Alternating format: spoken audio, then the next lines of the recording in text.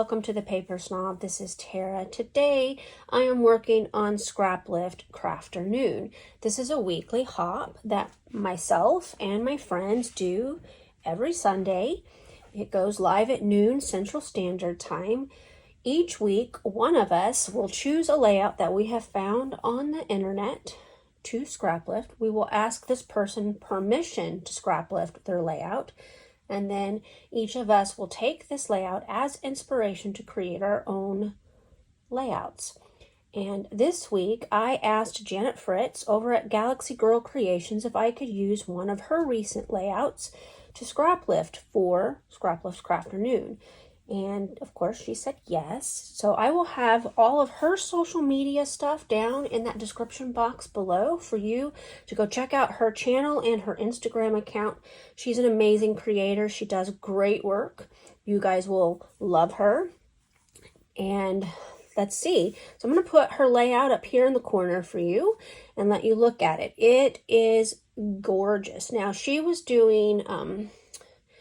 I think she was still doing scrap timber when she did this layout, and she used those prompts, and I think she did something else. I can't remember, but she was using a lot of scraps.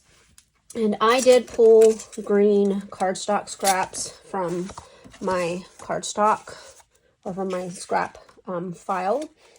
But let's talk about what else I have sitting here. I have 3 dies. I don't remember where those dies came from, probably from Amazon.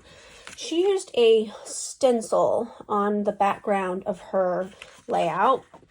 I do not have a tree stencil, so I cut some trees with my Cameo to kind of create a cardstock stencil. She did use a sheet of Nature Study. I pulled my Nature Study collection. At least I've pulled 2 pieces of pattern paper. I had this in my wood veneer collection, and I have 5 pieces of flare. I'm not sure which of these I'm going to use. She used a few circle elements on hers. This is 49 & Market's Toast. It's just the laser cut elements. They go well enough with Nature Study that I feel like I can get away with it. And then I pulled the mushroom pack, which I've not opened, and then the butterfly pack, which I have opened and used a little bit of. So I'm going to go ahead and get started with the mixed media, and I will be right back. I can't remember if I mentioned that I created a stencil with cardstock and my Cameo. The trees came from free cut files that I got from Hip Kit Club. As a subscriber, I get access to their cut files for free, so I had those downloaded, and I just sized them up enough to get the look that I wanted, and I'm gonna use the cardstock just as a stencil. This works very well, by the way, and you can create just about any stencil you'd like. They're not quite reusable. I mean, I think I could reuse this one a few times before I have to throw it away if I wanted to. So it's just an easy way to get designs that you don't already have. I had a tree stencil, but the tree was humongous and it just wouldn't work. So I am using peeled paint and Mowed Lawn Distress Oxide inks. I put peeled paint through the stencil all over the trees, and now I'm taking the Mowed Lawn and I'm just kind of going over the outlines of the trees just to give it a little bit of shading. And then I'm going to go through and do a little bit more blending.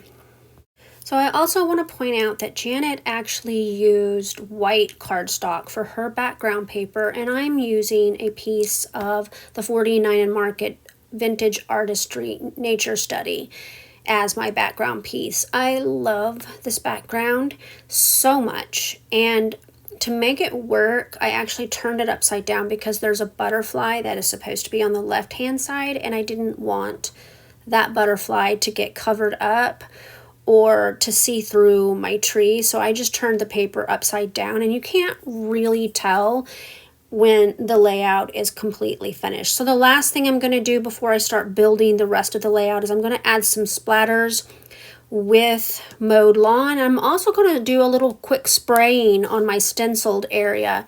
As you know, Distress Oxide is water reactive. If you spray water onto a finished stenciling like this, it will react with the water, and you can kind of see those splatters coming to life there.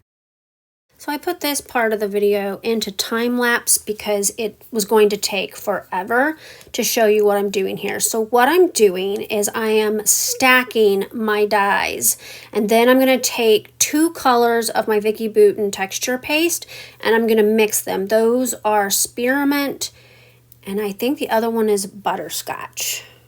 And I'm using a small blending brush to just pick up and tap the ink or the texture paste onto my finished trees.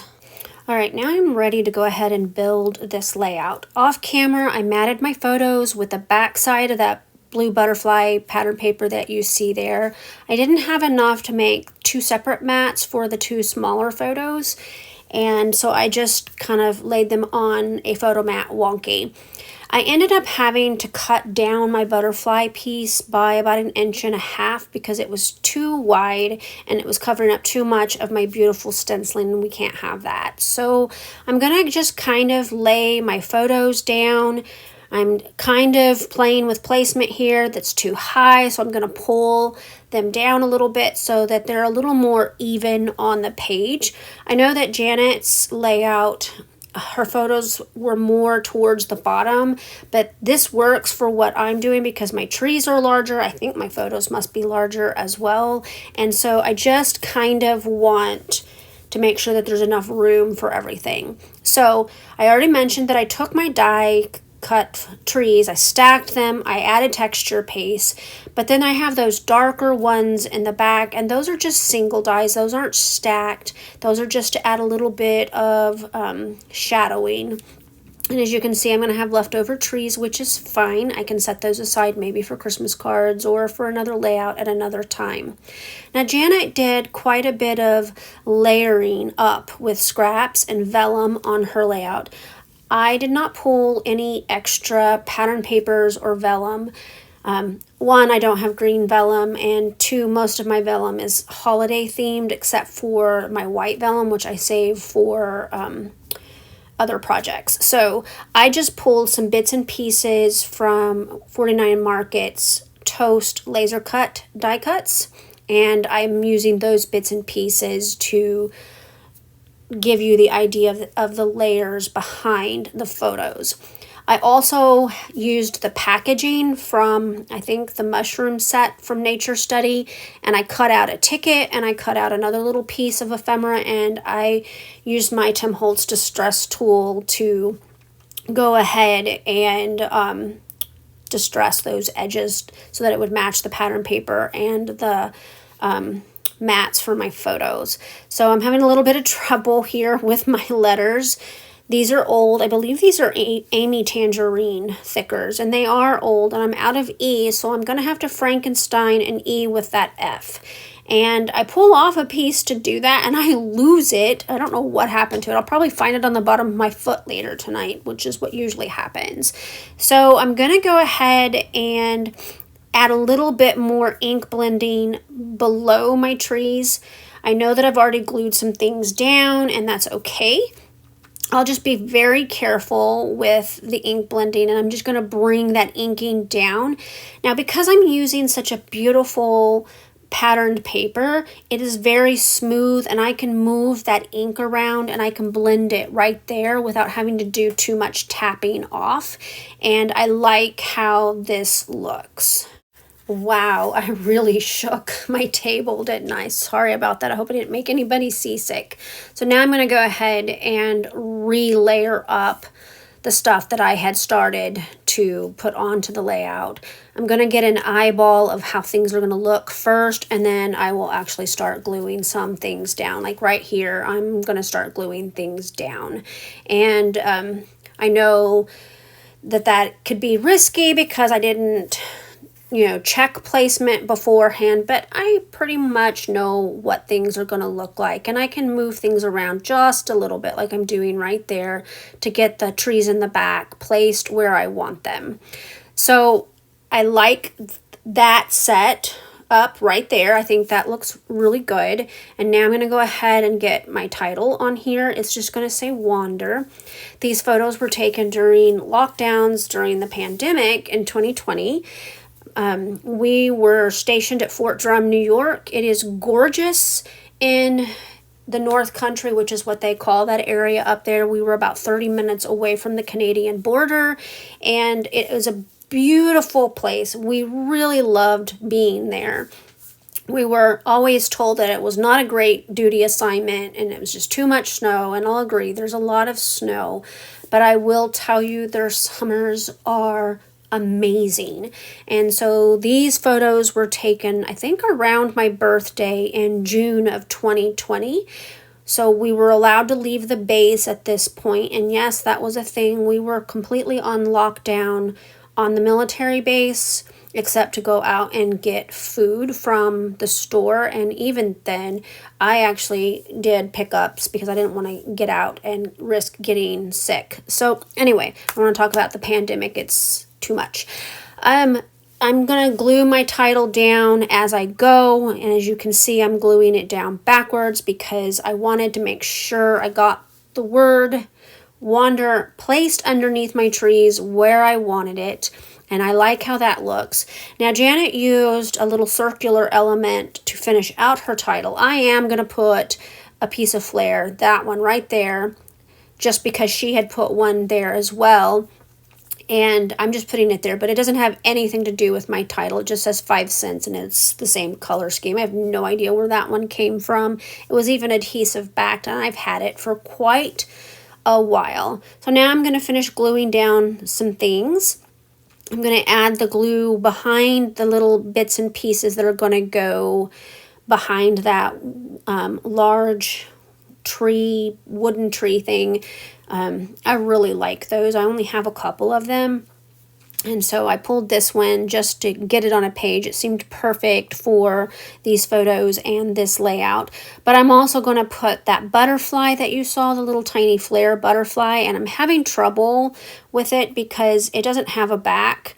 And I'm having to stack foam squares and foam dots behind it to actually get it to stick. And I even later off camera, I have to glue it down with liquid glue as well because it keeps moving.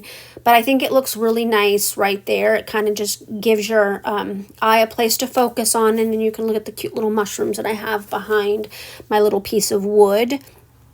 I have my labels for journaling. Janet didn't have that on her layout. I can't remember if she said that this her layout might have been a page 1 of 2. I'm not sure. Or maybe she does journaling on the back of her pages. I don't remember if she said, and you know, golly, I actually watched that video twice. So you think I would remember if she said anything, but I don't. So she had a cute little mushroom cluster at the top of her photos, and I'm going to kind of mimic that.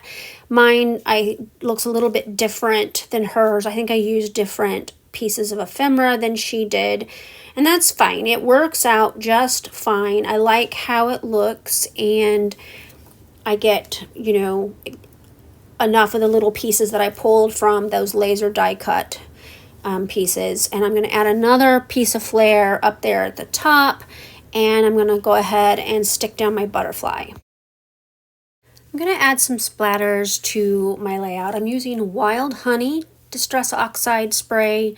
I pulled out that color because there is quite a bit of a golden hue in the mushrooms and in the tag and in the pattern paper, so I thought I would go ahead and pull that color out a little bit and just give a little bit of contrast.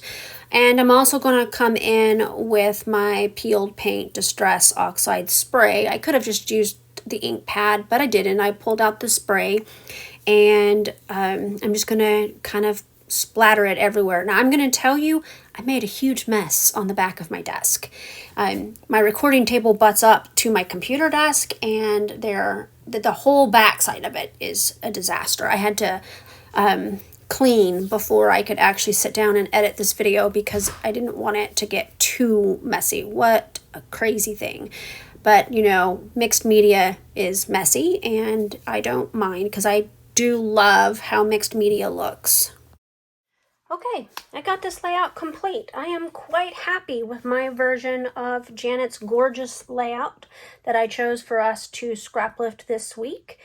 I tried some new techniques by using texture paste to color my minor dies. Hers was chipboard. I can see where chipboard would be amazing to color with texture paste, but I didn't have then enough chipboard to cut with my metal dies, so I just stacked them and created that depth with the stacked dies. I added splatters at the end, which you saw, and I'm pretty happy with how this turned out. So I want to thank you so much for coming to my channel today. I really appreciate those of you who take the time to like, comment, and or subscribe. If you are not a subscriber, I would love to have you subscribe. So just click that button down below. And if you want YouTube to notify you when I put out new content, click the bell and they'll send you an email or some sort of notification. And if you have any comments or questions about some of the techniques that I might have used on this layout, drop those below and I'll answer you as soon as I possibly can. I hope you guys have a great Sunday. I'll talk to you later. Bye.